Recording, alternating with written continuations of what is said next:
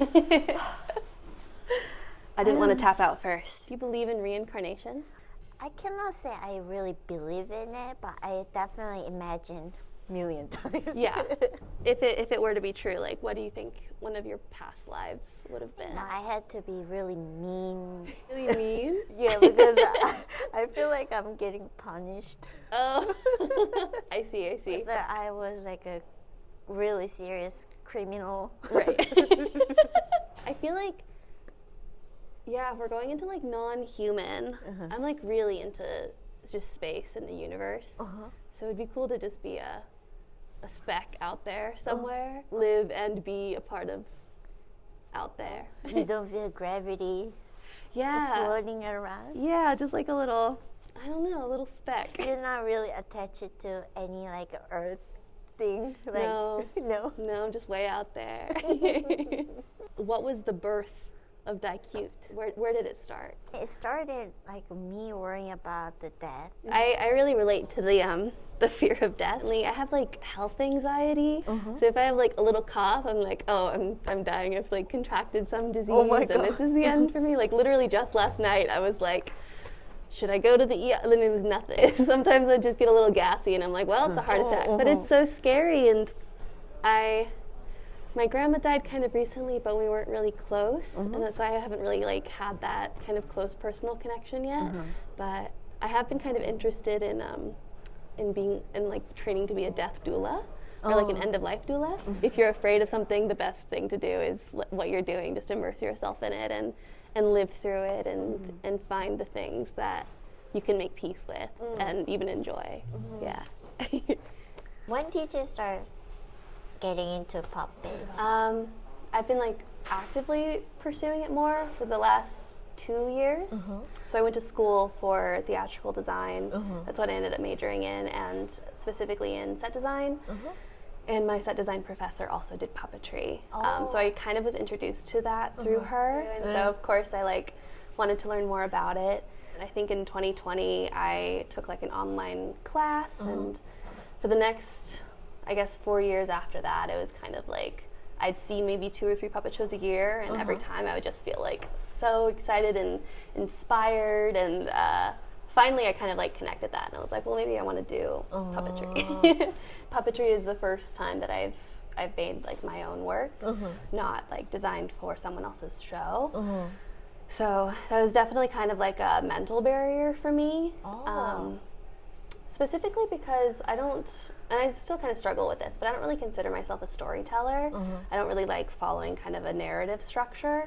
And every time I'm working on something, I have to kind of like beat that out of me and just be like, you don't have to make it like the hero's journey, beginning, middle, end. Like it can just flow, or it can, I kind of feel like I want my pieces to be about an emotion rather than like a story, more just like a feeling that's kind of like expanded and shown through like textures and colors or whatever.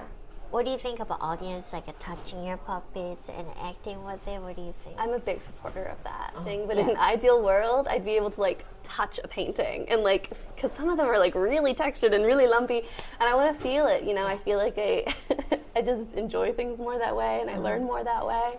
So yeah, I don't feel very like precious about my pieces. So there was a parade at the festival, and so I was like trying to like pass off my puppet that I brought to as many people as I could.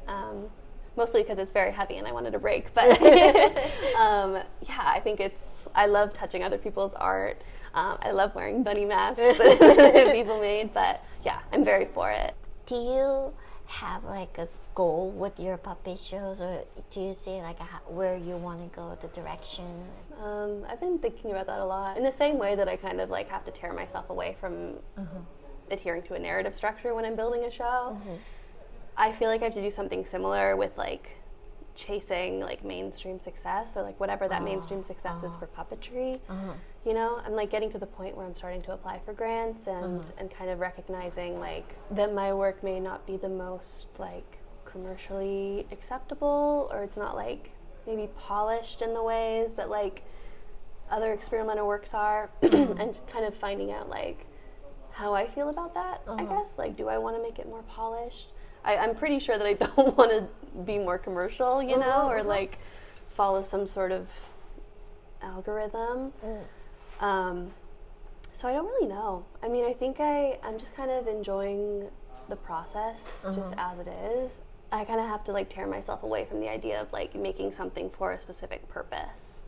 You know, I think next month my goal is I'm just going to make a puppet every single day. Cool. And they're not going to be amazing. Sometimes it'll be like a leaf on a string, but I think that exercise is going to be really helpful for me to just like make stuff and hopefully get me in that kind of headspace and used to that. Yeah, so we went to your the making session. Yeah, I was really shocked because you just trust me to do this. Is it okay? Like, I was really shocked. I thought you were really brave. Oh, thank you. Because for me, I'm kind of control freak. I want to make everything by hands by me. Yeah. But like, how can you do that? Like, yeah, that was my first time doing something like that, but I really loved it. I mean, I think part of it is I just know really great artists like yourself, so there's that kind of like you're already at that level.